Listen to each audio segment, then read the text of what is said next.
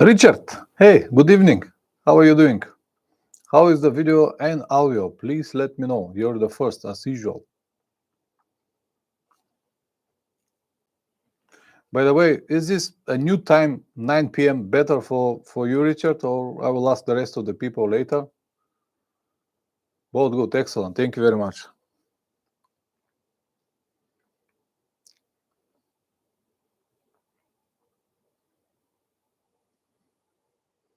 It's fine for you. All right, until the rest of the guys come, we can discuss what is the condition of the situation with the Himalayan. Any new trips and updates and new information or something good or bad to share, Richard? Do you have something for me? I'm curious to know more about this model, real use. And by the way, what is the weather over there? Because here just turned to be good. 300 miles this week. Oh, this is good. This is good. Gandhar Lahain, hello. Where are you from? Just turned it wet. Yeah, here was very bad, real winter here, real winter. Now this week should be already fine. Ah, Pune, India. I've been to Pune, India. Okay, nice to see you here. Nice to see you here. How is the video and audio in your end? Hello on the Rebel 11. Please, everyone, let me know video and audio on your end. So far, everything is good. 42 degrees Celsius in Pune. Woo, lucky you. Maybe a bit too much, but still better than our weather here. All right. Richard, running well, no problem. Just order the folding gear lever when it goes down. Okay, good. What about the brake pedal? Is it foldable or normal? I don't remember. I saw it on the shop, but I don't remember what it was. I'm surprised that they did not make the gear shift foldable. It's strange. Almost every motorcycle it's like this now, especially for adventure motorcycle. It's like a must-have. Okay, mid still bends. Okay, understand. Okay, good. So guys, just to let you know, this is the last stream that I make for everyone. From next week, I will move back to the schedule. Sunday, it will be live streams for channel members and Patreons. And then 1 week after that, on Saturday, next week, I will convert it to a video and upload it to everyone. But Sunday live streams are going to be only for channel members and Patreons. As I said before, this is my way to say thank you to everyone who support the channel. And all the topics that we discuss, I'm going to discuss only with them, channel members and Patreons. I might make open live streams like I do it now, once per month, but not more than once per month. And I hope that you'll understand, because these guys, channel members and Patreons, they support the channel from a long time, and this is the minimum that I can do for them. Even if I have to do only with a few people, it is easy for me to discuss and help a few people than many. But this is my decision for now. Don't worry about the content. The content will be there, because after the stream is finished, I will convert it to a video. I will add even more information and links and all the questions that you have, because now, if you are part of the live stream, you can read the questions, but if you watch it on video, you cannot read the questions, and sometimes it's very confusing for people. I'm talking about something and they don't know about what. So I will convert it again like the old format that I used to do before. A live stream will be recorded. I will record my screen and put all the information back with additional pictures and videos, just to make everything more clear and understandable. I hope that it will work well as before. Anyway, if you have any questions on this topic or different topic before I start speaking here, will be nice. Let's see, maybe a few more people will come. Only 3 people right now. So if you have any questions on this topic, maintenance during the trip, or many other topics that you might have, you can ask me now.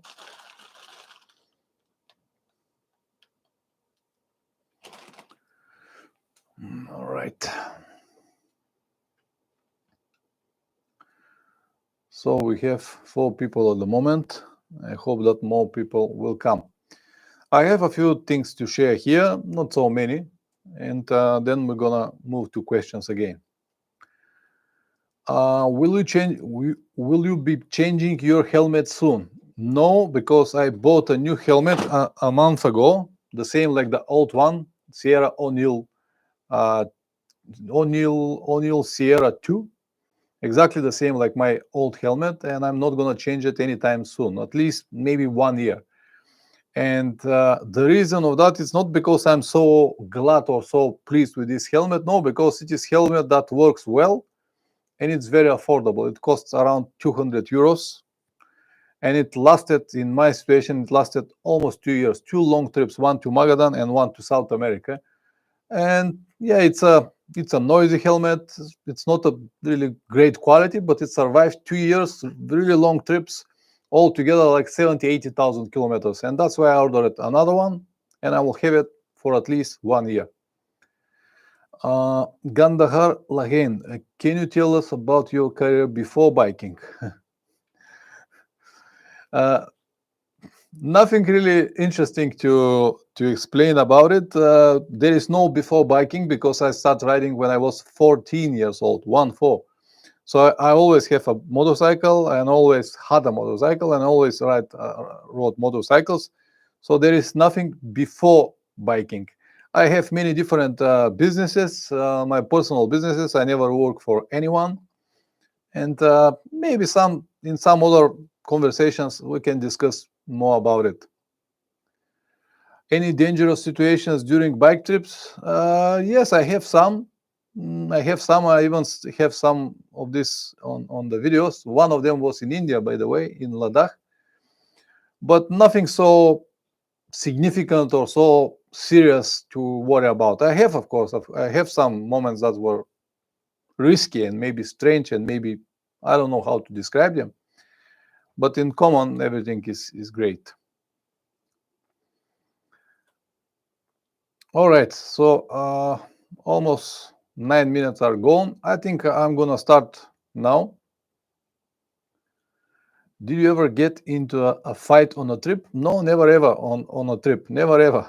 In my life, I fought many times, especially when I was young. It was different life and different story. But on the trips, never ever, never been necessary. I haven't got any problems on the trip with people. It doesn't matter where I have been or how dangerous this place was considered. I never had any problems. I never need to fight with, even to argue with anyone on my trips. Maybe because I'm a lucky guy. Who knows? Mijan or Mihan Makanovic. Hello, nice to see you again here on the stream. All right, guys, now almost 10 minutes. Let's start now with the topic that I have promised. And after I finish, it's not going to be long, 20-30 minutes maximum. And then we're going to have more time. If you want to add more information or if you want to ask questions, please do it so. As you know, the stream will be converted to a video after I finished. And many people that will watch the stream after that, it doesn't matter how many they will be, might benefit from your questions and the information that you can add. So, maintenance during the trip. In my opinion, it is absolutely necessary. It might save you a lot of problems. I honestly believe in all of this, and I do believe that maintenance during the trip is something that everyone should do. You might say, why? If I prepare the bike very well, I don't need to do anything. It will be ready. Why I have to worry about maintenance during the trip and stuff like that? But let me tell you why. Because it doesn't matter how good or well you prepare your motorcycle by yourself or by qualified mechanic, it doesn't matter. You don't know what will happen on the trip. You honestly don't know. Some parts may fail, let's say bad quality parts, or you might have some accidents, or it is enough that you're going to have many different terrain, many riding conditions. Let's say you need to ride for many hours in the rain or in the mud or in sand or rocks. All of this might destroy your motorcycle very quickly, and it will actually. From my experience, I already realized that on these long trips, on really long trips, more than a month, everything starts to wear very, very fast. As I mentioned in one of the previous streams, everything wear very fast. Your gear, your uh, equipment, and your motorcycle, riding gear, boots, everything will fall apart after a few months, especially if you ride in really hard conditions. That's why, in my opinion, uh, maintenance during the trip is important, and it's absolutely necessary to do it to have everything under control. You might say that you don't need it. That's fine. It's your trip and your motorcycle. But as I said, you might have a really big problems because you save some time from maintenance, or you decided that this specific part will last maybe another 2,000 kilometers. But the parts and the motorcycles and everything, they last until they are not. So in my opinion, it's much better to check it and correct some problems if you have it in the beginning of the problem, instead of waiting so long to have some major problems that will stop you from traveling. And what I'm about to say you now is that it is very simple, and everyone with a basic mechanical knowledge could do it. Everything that I'm about to say here, all these tips that I'm going to give you on the road, and what I do on the road, what kind of maintenance during the trip I do, it's very simple, and everyone who knows at least something about motorcycles could do it. It's not difficult, it's not a rocket science, and you don't need to be a mechanic to do all of this stuff. And as I said, all of these measures, or I don't know how even to describe it, all of these steps that I'm going to list here will help you to prevent some problems and just stop them in the beginning before they become real serious problem. So I have two phrases that are so important that when I tell you what they are, I can honestly finish the stream right now. Just two phrases. They are so important that after these phrases, I can finish the stream and you'll understand everything. The very first is that everything you do before the trip will help you during the trip. I'm sure that you have heard me saying this phrase many times before. So all the maintenance or preparation and everything that you do before the trip, it will help you during the trip. I hope that you understand the meaning of these words. And the second is that everything you do during the trip will help you to complete the trip successfully. Just two phrases. First is everything you do before the trip, and second is everything you do during the trip. So both of these activities requires you and yourself. So both of these phrases actually requires your activity before the trip and during the trip if you want to complete it successfully. So as I said, I can finish right now, but I'm not going to finish. I will continue with the rest of the things that I plan here. But I hope that it is crystal clear now that you need maintenance before the trip and you need maintenance during the trip if you want to complete it successfully. If you want to risk, if you want to gamble, do it as it is. You might do nothing, but you will risk a lot. Or, as I said, gambling. All right. So what I do during the trips. Number one, I do regular checks almost every night. It's every night, but sometimes I forget, or sometimes I'm too tired. I don't need even to worry about it, or it's rain very hard and I don't need to stay on the street. But usually I do it every night, regular checks, because what I mean, I'll tell you what they are, but with the specific bikes, you might need to do more than just regular checks. The example that I can give you right now is from India, Kandahar, for you, and for Richard, 10-year traveler, because he has a Himalayan. When I had this Himalayan in India, Royal Enfield Himalayan, I've been told that they tend to lose a lot of bolts on the chassis, on the swing arm, on all the bolts, on the engine covers, everything. So basically every night when I was stopping, the first thing that I was doing are these first two things that I do with every other motorcycle. Oil and antifreeze levels. Okay, Himalaya was air cooled, so I don't need to check the antifreeze, but I was checking the oil. The second is tire conditions and pressure of the tires. This is the regular checks that I do on every motorcycle. But on the Himalayan, I also checked all the bolts and nuts. So basically, I was going to all of these different numbers with a wrench and just trying to tighten them if they get loose. And believe it or not, 10% of these bolts always loose. So I need to tighten them all the time.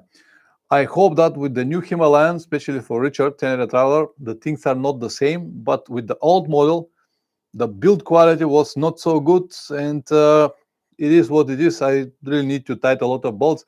On one of my riding days, even that I tightened the bolts before that, I stopped on one place to buy water or something like that. I removed my feet from the side, from the pegs, and then the cover of the front pockets fell on the ground because the bolts, I just lost, the bolts were loose, and I lost them on the road, and the cover actually was standing there because my left foot actually was touching the cover. That's why I did not lose it, but it is what it is.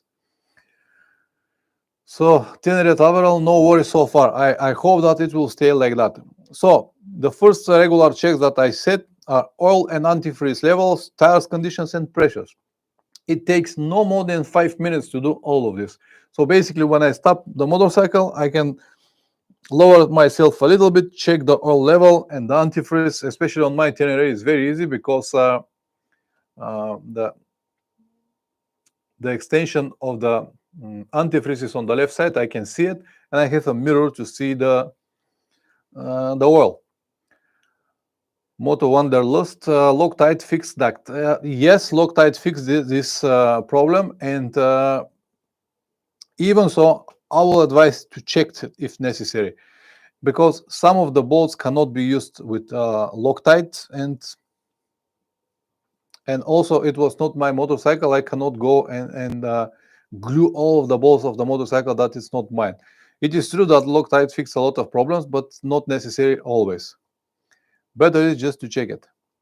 Okay, so oil and antifreeze levels and tires conditions and pressures. This is what I do every night. Just check the motorcycle to be sure that on the next day everything is going to be all right. If I have to add some oil or antifreeze, I prefer to do it on the night before the ride, because on the next morning, when I pack everything early morning, ready to go, and then start to checking and stuff like that, it's madness. Even though it might be necessary. For example, in Russia 2 years ago, 2 of the mornings, in the evenings, I checked the motorcycle tires, everything was perfect, and when I wake up early morning, I had a flat tire. It happened 2 times on my trip to Magadan 2 years ago. Shit happens, but it's good to check everything from the night before. And also I do another one, regular checks once per week, like chain and sprockets. Are they tight? What is the I don't know, the tension of the chain? So I need you to check it regularly. On my Tenere, for example, I have a specific place, specific point where I can put 2 fingers, and if the chain is touching this 2 fingers, that means it's perfectly set. If it's too loose or too tight, I have to correct it. It is basically on every motorcycle like that. You just need to find a specific place. So what I need to do is just to lift the motorcycle on center stand and put my 2 fingers over there, and I know that the chain is fine. I can also make a visual inspection on the chain and just move the rear wheel to see how it moves. Is there any problems, or some of the segments are not working properly?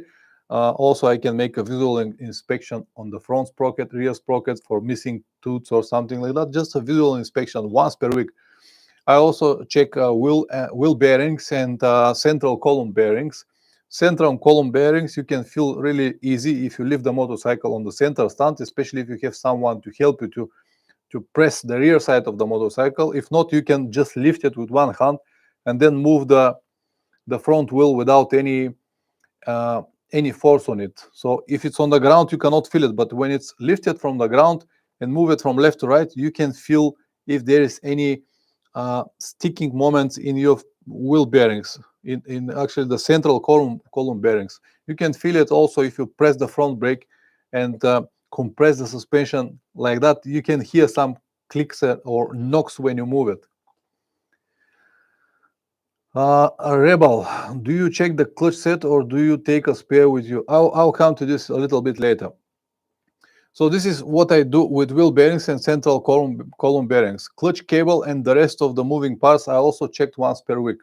So it's not the clutch plates, it's about the clutch cable. I checked it also, how does it move? Is there any restrictions of the moving. Sometimes it's squeeze, and you're feeling that it's gonna cut at every moment. I checked for this all the time, and I also have a spare clutch cable with me, so if it's something happened, I can change it in 10 minutes.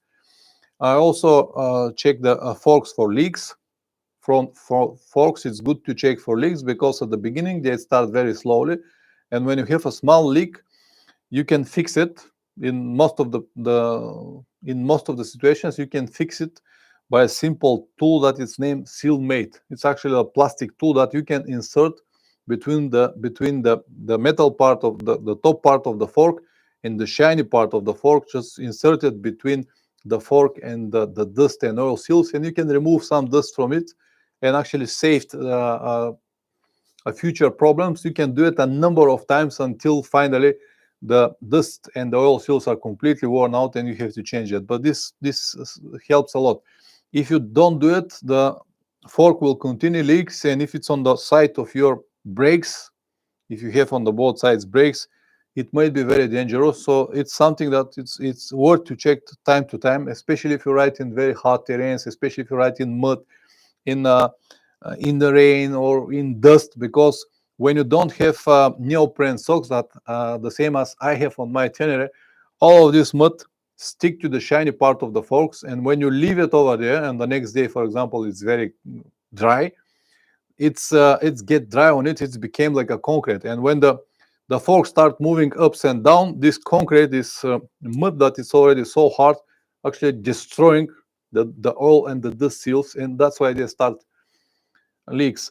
And if you have a neoprene forks, these problems will be eliminated in 99% of the times.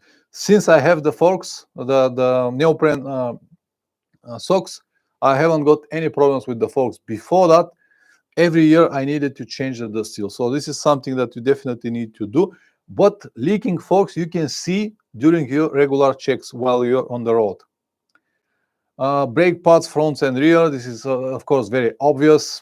Every week I checked for the condition. I do it even on the road when I stop for a while, but it is very easy to see, especially the rear brakes. You just go behind the motorcycle and you see how much they have left. For the front, might be a little bit different or difficult. You may need to go on your knees, and you might need a light just to see what is the condition of the front brakes. But it's really worth to do at least once per week.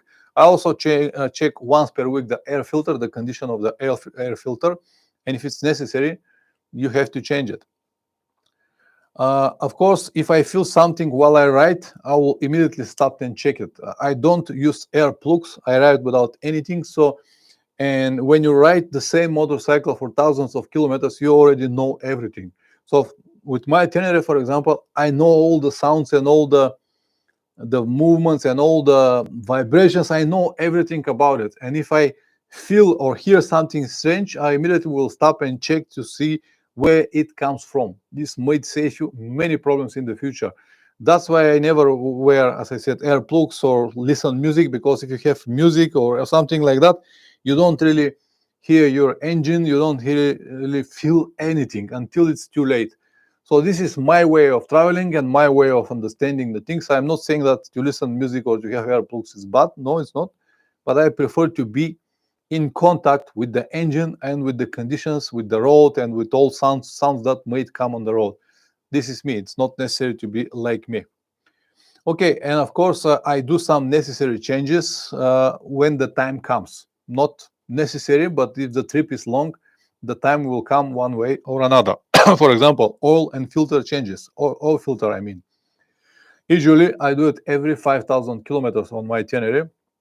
On my trip to Magadan, I did it once per 10,000 kilometers. Two reasons. First is because the trip was very long, and if I was changing the oil every 5,000 kilometers, it will be just too many changes. But the second reason, which is more important for me, because I was not stressing the engine too much. I was riding basically 18, 90 kilometers per hour all the time. And this long trip, I was not changing so many gears, so I can afford to change the oil once per 10,000 kilometers. Keep in mind that the original maintenance schedule for the Tenere is 10,000 kilometers. I am changing the oil every 5,000 because I believe that this is better for the engine. But on a very long trips, when I don't have such a stressful rides, I prefer to change it a little bit longer. Even though when I went finally to Magadan, I changed it, and then on the way back, I changed it again on about 6 or 7 thousand kilometers. So this is the type of the trips that you do at the moment, and you can afford a little bit more. It was the same with these small Hondas that we were riding in South America. The oil change intervals are recommended 3,000 for this model, but we did it once on 3,000 kilometers, and when we dropped the oil, it was absolutely fresh, and we decided that 5,000 kilometers are not going to be that bad. And once again, because we were riding very slowly, so we changed the oil of these Hondas every 5,000 kilometers in South America. So we have 32,000 kilometers, so you can guess, so we have 6 or 7 oil changes. But these are things that are very necessary, and if you extend these periods, you might have a real problems with the motorcycle. That's why, expensive or not, you shouldn't go to so many kilometers, even that it will cost you money. Of course, brake pads, fronts and rear, when the time comes, I change them on the road. It's a simple job. If you don't know how to do it, watch a few videos on YouTube and learn how to do it for your specific model. This is something that will save you a lot of problems, and of course money. You don't need to go to mechanic to look for a mechanic to change your brake pads. You can do it by yourself. It's not a difficult job. Just learn a few important moments, and that's it. And of course, I told you that I was checking wheel bearings and time to time, once per week. And if necessary, I can change it on the road, especially if you have spares with you. If you don't have spares, you can find it somewhere on the road. But if you know that your motorcycle is already on more than 50,000 kilometers and you plan to go on a long trip, I will advise to have a wheel bearings with you. This is something that we did not make on our trip to South America. We didn't get with us. We didn't ordered spare wheel bearings. Somehow we forgot. I don't know why. Maybe everything was on rush and we forgot to buy wheel bearings. And I was not so worried about it because the motorcycles that we were riding, these Hondas, they were made in Brazil, and basically you can find a shop everywhere and find and buy a spare parts. The problem is if you have a failed wheel bearings in the middle of nowhere, then it's a problem because you cannot move the motorcycle anymore. But once again, we were 2 people, so one of us can always go to the local town or the nearest town or village and try to find bearings and come back. But once again, from advice from me, if your motorcycle is on more than 50,000 kilometers, it's not brand new on more than 50,000 kilometers, it is worth to find the wheel bearings for your front and rear wheel and take it as a spare with you. They don't weigh much and they might save you a lot of problem on the road. Again, to change the wheel bearings on the road, it's not that difficult. You need not many tools. You can do it with a stone from the road and one metal pin. You can use your tire brake lever or something, or big screwdriver to remove the old bearings and to put the new one with the hammer, or if you don't have hammer, with a big stone, it's also possible. It's not that difficult. You can improvise and do it.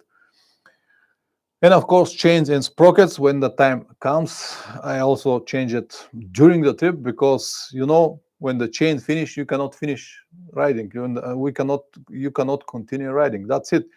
Now, for example, on my trip to South America, the chain that I've got cut 50 kilometers before Buenos Aires. So just I was about to get to Buenos Aires, and I knew that the chain is already worn out, and I need to change it. I knew that, and I was planning to change it in Buenos Aires, and it cut 50 kilometers before the town. Luckily, I had a spare link with me, so we were able to fix it and go into the town. But again, chain and sprockets, when it's necessary, change it.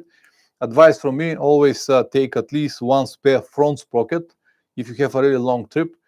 If you have, let's say, 10 or 15,000 kilometers already on the chain and change only the front sprocket, it will give you another probably 10 or 15,000 kilometers without any problems. If you don't change it, it will run very fast. It will ruin the chain very fast, especially if the chain is 520. If you have 525 or 530, they last longer, but 520, 25,000 kilometers and they are gone. It doesn't matter, do you lube it all the time? Even if you have oiler, it might last a little bit longer, but not much longer. Also lube it every 300 kilometers. I don't follow this schedule exactly. I loop the chain almost every night. After every day when I finish the riding day, when I stopped, I just put the motorcycle on center stand. I do this visual inspection that I told you, antifreeze, oil. I loop the chain and visual inspection of the tires and wheels, and then I can remove the luggage and go to relax. This is what I do every single day. Sometimes I forgot and I don't do it, but usually I loop the chain once per day. And of course, air filter is also something that you have to look on when you're on the road. If it's clogged with dust, it's not good for your engine. You have to clean it or change it.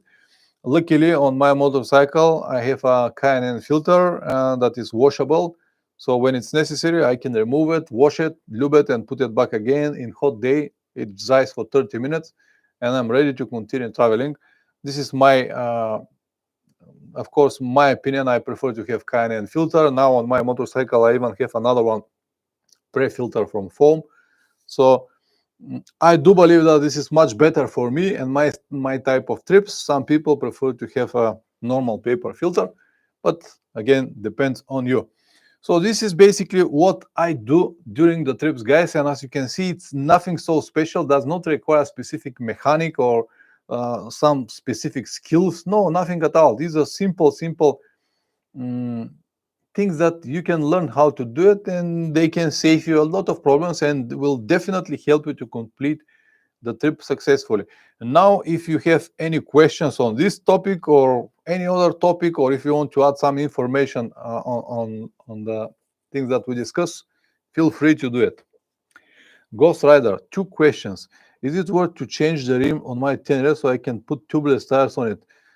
Makes it much easier to plug when you have it flat. My GS 1200 Adventure is tubeless and I love it. Is it worth? I don't know. Not for me, maybe for you will work. This conversion, it's not cheap. It's expensive, as I know, and it is not like to have it stock. If you make a conversion, it's always have some risk on it, and you might not be so happy with it.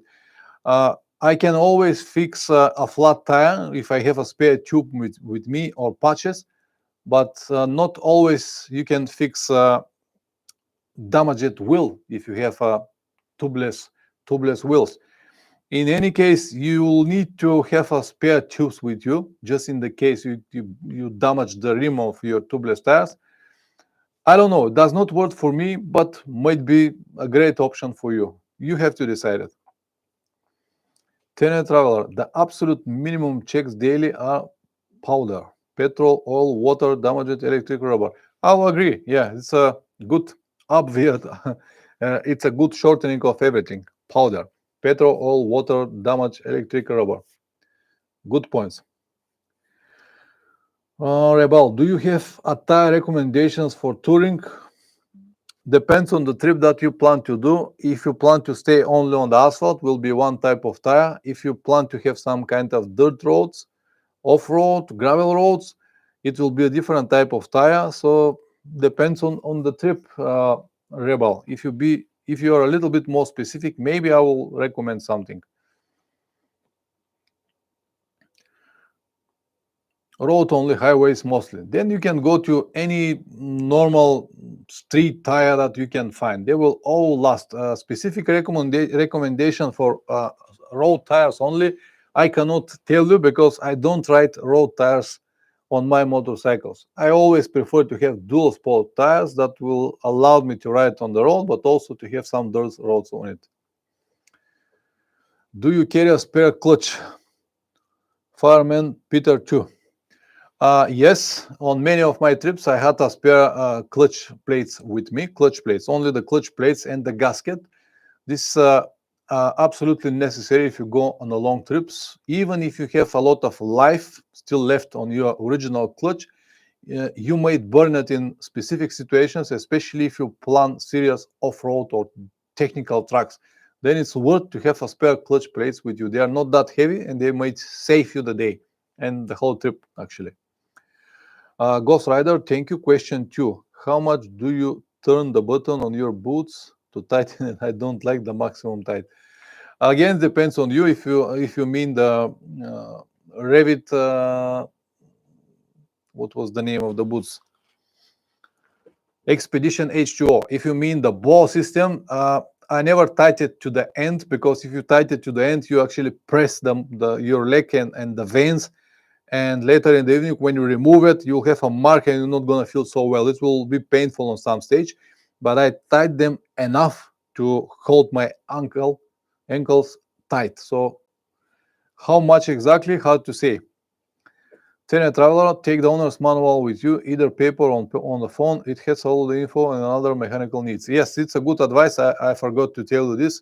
Thank you for adding, Richard. It's absolutely must to have the manual with you, especially if you're not so familiar with the model. If it's a new model, or if it's a model that does not, it's not so popular around the world. So take the manual with you, because the information inside is basically everything that you're gonna need on the road. How to change the parts, how to check the parts, everything. So take the manual.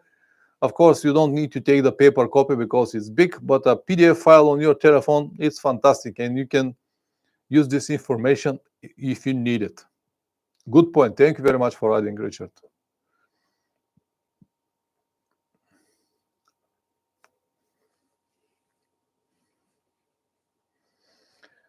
Any more questions on this topic or any other topics? Go ahead, guys. Now is the moment.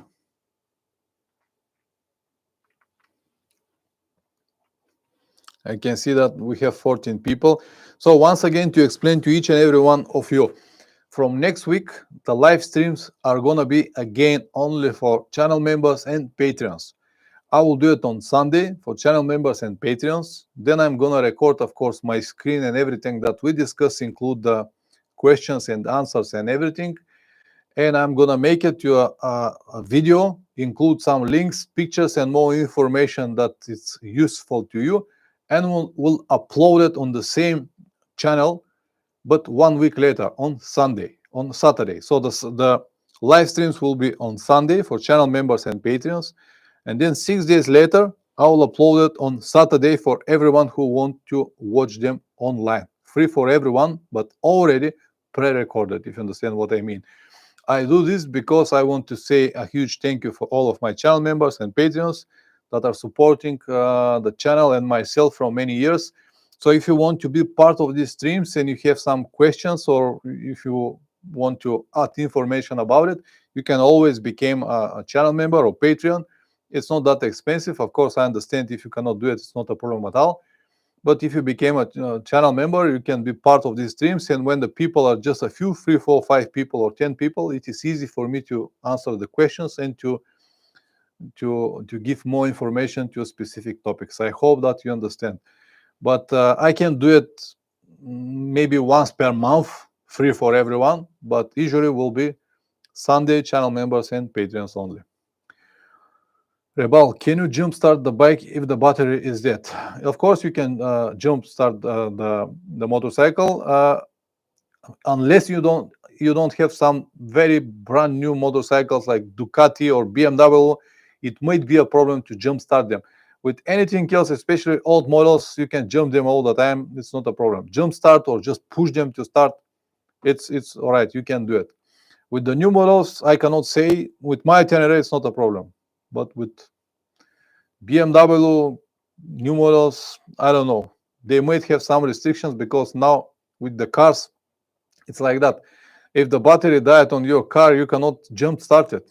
Even if you disconnect the battery and connect it again, you cannot start it anymore with the new cars now. So it's madness. It's all of this electronics and all of this computers and all of this stuff that running on the background actually ruin the whole experience. So depends on the motorcycle.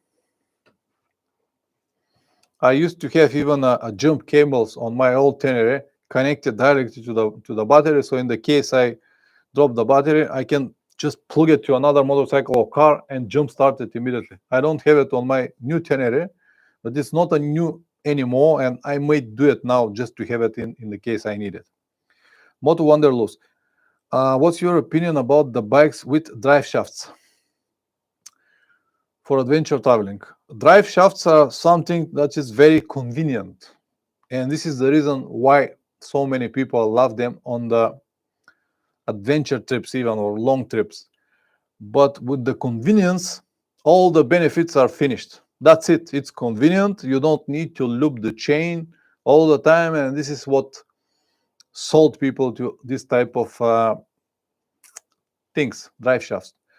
But in my opinion, it will be way more easier to spray the chain every day or a few times per day than to fix a problem with drive shafts. It is true that they don't fall apart just like that, but if you're on a very long adventure trip, especially if you include some dirt roads, gravel roads, and a lot of different bumps and different terrains, you might break it. You might do everything before the trip, lube it, change everything, all the parts, and make it properly, maintain it properly, but you might break it. And if you break it, you stop. And also, drive shafts are usually make the motorcycles very heavy. They are not usually on light motorcycles, and they make the motorcycles even more heavy on the rear side where they shouldn't be so heavy. So my opinion is chain is way better. My opinion, I prefer to have a chain because chain you can change everywhere. Everywhere around the world you can find chain and sprockets. You can improvise even, but with the drive shaft you can't do anything. Even if you break one very small bolt inside or some metal parts inside, you can't do anything. You have to order a new part, and usually they will come from other part of the world. You'll stuck for at least 2-3 weeks before you fix it. This is my opinion. I'm not saying that I'm right, but I will never travel with a motorcycle with drive shaft. It's maybe in Europe, if you travel only around Europe, only on the roads, if you have contacts and garages and service points everywhere, it's fine. But outside of Europe, forget about it. Okay. Fireman Peter 2. Do you prefer lithium battery? I prefer the old type of batteries because lithium batteries, they are very nice to saving weight, but they don't last that much, and they have some negatives, especially in cold and hot days. So I prefer to have old batteries. I'm an old school guy. I prefer to have old technologies, not the lithium batteries. This is my opinion. Unfortunately, on the new 10RS now they already put the lithium batteries, but mine is model 2021, and I'm still with the old type of battery. And for your information, on my old 10RS, the battery died after 12 years. 12 years and so many kilometers, and then the battery died. So the old type of batteries definitely last longer. Rebel, do you buy second-hand bikes? If so, what will you check before buying? Of course, the Tenere that I have now is the first motorcycle that I bought brand new. Before that, all the motorcycles that I ever had were second-hand. And there are many things to check, and depends on the model. But just to be more specific, I cannot because I don't know what kind of motorcycle you will buy. But general advice is always try to find the motorcycle that is on lower mileage and better conditions. That's the universal requirements. Not so many kilometers and good condition. That's everything that you need. Because the rest is always subjective, depends on the motorcycle, depends on the model. For some models, 50,000 might be nothing. For another 50,000 might be everything, or 100,000 or 200,000, depends on the model. But if the motorcycle is very well looked, you will see it right now. If the owner does not care very well on one specific part on the motorcycle, it's enough for me to know that it will be the same everywhere. So, for example, I don't mind how the motorcycle looks like outside. It might have some dents or scars, but technically should be always great. So I cannot really say much. Tenere Traveler, take tools unique to your bike. A local mechanic might not have it. Absolutely. Good advice. Thank you for adding, Richard. Yes, some motorcycles require specific tools. And if yours is one of them, make sure that you have it in your toolkit, because even if you don't know how to use it, someone will know. Mechanics usually know this stuff, but they need a specific tools. Fireman Peter 2, do you prefer to have voltmeter to have better control? Yes, I do prefer to have voltmeter. I had it on my old Tenere, and I actually plan to install it on the new Tenere as well. The reason I did not have it right now because it was new and I never worried about the voltage. But now it's already 80,000 kilometers. It's maybe on some stage I might have problem with this, and I do like to have a voltmeter. The second reason is that I need something very small because I don't have much space on my dashboard. But it's good to have it because you can monitoring the condition of your battery and your recharging system all the time. Your charging system on the motorcycle, you can monitor it all the time if you have a voltmeter. If it's dropped, you will know it on time, and you can find a garage mechanic or battery if the battery is dead. It's good to have it. It might help you a lot.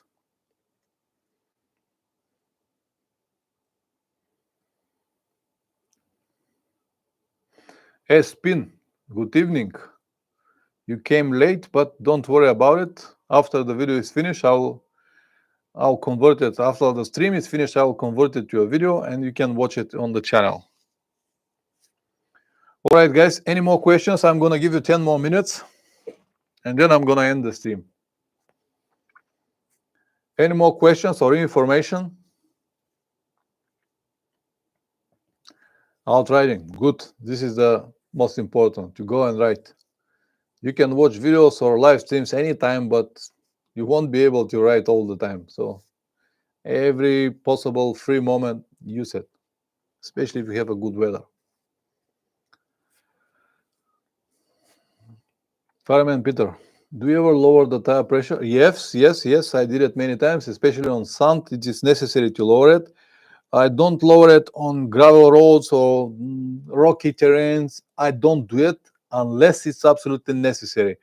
And the reason I don't do it is because with these heavy adventure motorcycles, it's very easy to bend the rim and damage the rim, especially if you have a lot of luggage and the terrain is very rocky.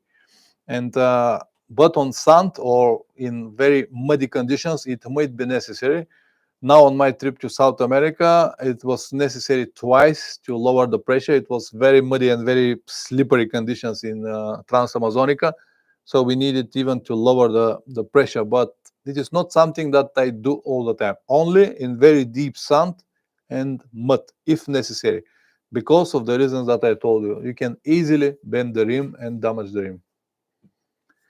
Espin, how is your MIF exhaust lasting? Just ordered one.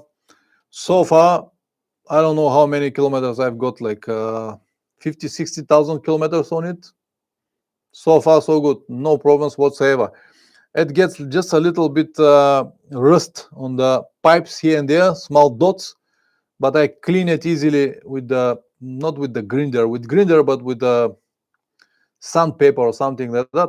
I clean it and nothing after that. After Magadan, a lot of rain, a lot of mud, yeah, it gets some rusty points. Clean it and nothing after that. I'm very, very pleased with this exhaust. It is not louder. I thought that it's louder, and I even made a video about it last year just to check the sounds from before and now, and it turns out that it's absolutely the same. So I'm very pleased with this exhaust. Cannot complain, and I highly recommend it to each and every one of you because it's solving one of the problems that this tenere have if you drop it on the right hand side. Good that you order it. You will be happy with it. Just be careful with your saddlebags or your, I don't know what kind of luggage you have. When you put it, it might be a problem, but I'm sure that you'll be right. For example, now on my saddlebag, it has two straps. Okay, Moscow. So you have a racks, I guess, for Moscow. On my saddlebag, I don't have a luggage racks, and one of the straps go on the left side and the second go on the right side. And usually I tie them to the passenger pegs. The left side is not a problem, but the right side go very close to the exhaust. And for that reason, I have to mount it on one very small extension on the foot peg that is not close to the exhaust. If I put it on normally as I do, it will be burned from the exhaust. This is something that you have to have in mind, but I think that Moscow has racks. Reckless. Okay, so be careful with the straps because they might be very close to the exhaust, or you might need to have some kind of shield made from Kevlar or metal part just to protect this part of the exhaust, if you understand what I mean. Adam Lukash, hi Pavel. If I am a channel member but the travel adventure, I'm going to be able to the travel adventure. I'm going to be able to see the live streams for member only, or need to become member of stream. No. If you're a channel member for any of the of the channels, motorcycle adventure, travel videos, or this channel, you'll be able to see the stream anytime.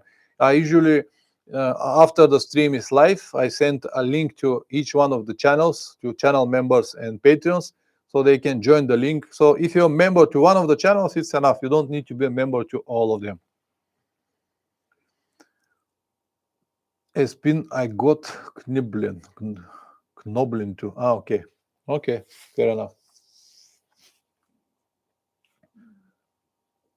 So once again, if it's not clear, if you're channel member to even one of the channels, motorcycle adventure travel videos of this one, it's enough, and you will have a link in the community tab once the live stream started, and you can join the live stream and discuss everything that we discuss here tonight.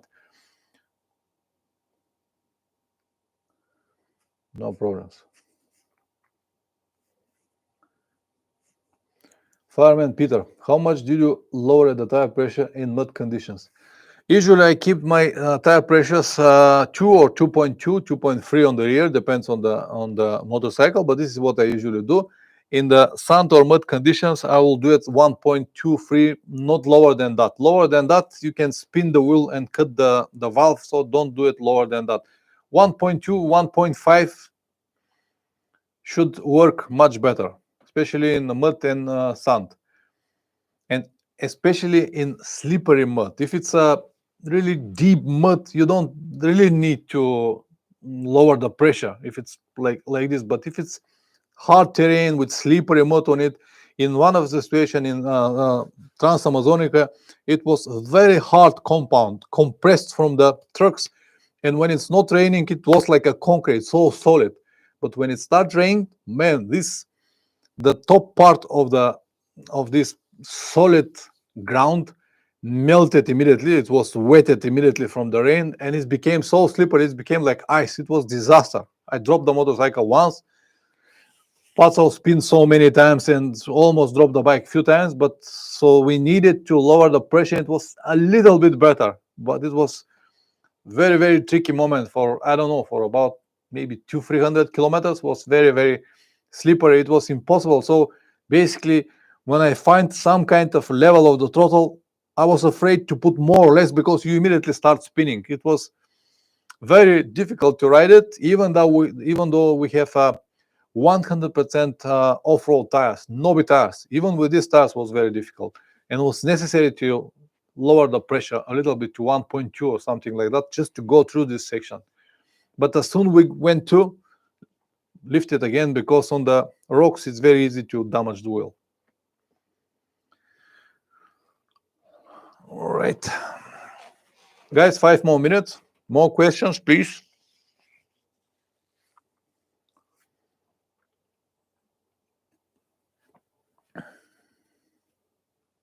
Any topic. I can see that we have now 14, 15 people, but looks like most of the people are shy. They don't want to ask questions, or no worries. But I'm here because of you. If I can answer your questions, this makes me happy. If I can help you with something, this is all about this channel, and the rest of the channels and everything is just to help you to go through some situations that might be not so easy for you, or you don't have enough information. When I was start traveling, these things were not existing, and to find information was very difficult. You need to go to forums and look for here and there on specific topics. Was very difficult. Fireman Peter too, what about voltage regulator? Do you carry it? Voltage regulator. Yes, I carry always a spare with me, because it is something that if it stopped, it just stopped, and it's good to have a voltage regulator with you all the time as a spare. It does not weigh that much. It's usually like this, like 200, 150 grams. Put it in your luggage, always there, and forget about it. You can even put it in a plastic bag and hide it somewhere in the motorcycle, just in the case when you need it. It's something that you should have with you. It might save you a lot of problems.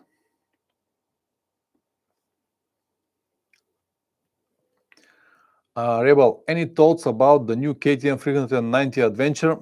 I haven't seen it on real. I rode KTM 390, but I haven't seen this Adventure on real. It looks very good. It looks like a big adventure motorcycle. And to be honest, I haven't heard any bad things about 390 model. Maybe it's not so popular, or maybe they have a better quality, even though they are made in India. Nothing I can say about it. It will be probably a very good option to many people, but I don't know. I just don't trust KTM. Wonderful motorcycles to ride, but not to own, if you understand what I mean. I prefer to have something more reliable. KTM 390 might be good, might not. Who knows? Only the future will show us how reliable they are. I think that many people bought it already, start traveling with this motorcycle. So we're gonna hear some news maybe anytime soon. Marv 968, good evening, Pavlin. I'm living in the UK on Wednesday to do a trip of the Balkans. Do you have any advice or buying border insurance, as my insurance doesn't cover some of the countries outside of Europe? In the Balkans, you can travel everywhere with a green card. Maybe in Serbia, you'll need to pay something else. With the green cards, you should be all right.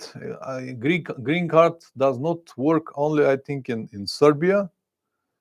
In Kosovo as well. In Kosovo, you'll need to buy insurance, but you'll buy it on the border. It costed something like 10 euros or something like that. But yeah, in Europe, green card and you'll be all right. Only Kosovo and Serbia, you'll need to pay extra for insurance, but it's not that bad. You should be outside. All right. Of course, when you're living outside of Europe, it's a different story. Fireman Peter, do you like Kove 450 Rally? I think you saw it. Yes, I saw it on Istanbul Motor Show. I like it. I like it very much. It's really nice design. Look good. Look exactly like a race motorcycle. The idea is good. The riding position and everything is fine. I like it very much. It's like 150 kilograms. But reliability, I don't know anything about it. Power or how it works, how it's handling everything, I don't know. And the difference between the bike that you can buy on the shop and the rally version that was part of the car, it's huge. It's like day and night, so you cannot really trust on it. You have it and it's good for now. Okay, glad to hear that. If you share a little bit more information about it, and when you have more mileage, will be very useful to every member of the stream right now. Like now we have a Richard with a Himalayan. He shared his information all the time. It will be nice to share your experience as well. Marv 968, I have to speak to my insurance company, as many of the countries on the green card they have provided with many of the Balkan countries cross it out. Yes, the best way is to speak with your insurance provider. And usually, as I said, in Europe, you need green card. In the green card, it is all the countries that are covered by insurance are already marked. If they are not, they are scratched like this. So you'll see that, let's say, Turkey, it might be not. Now, Turkey was, even though it's not all part of Turkey is in Europe. But definitely Serbia and Kosovo will be scratched. That's why ask your insurance provider the best way. Yeah, if they cross it out, you have to ask them.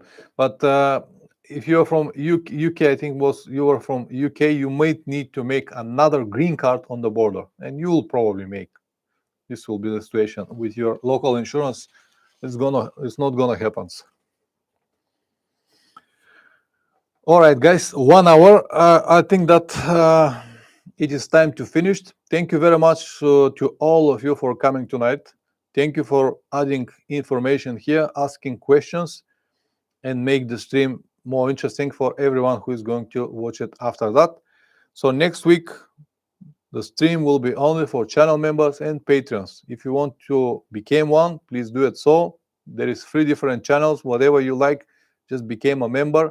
It does not cost you that much, but it will help me to run and do what I do. If you are already a member, you will have a link in community post once the stream started, and you can join it and watch it. The same for Patreon, guys. I will share a link to a Patreon page. So once again, thank you very much, guys. Keep writing, keep smiling, and see you next week. Ciao.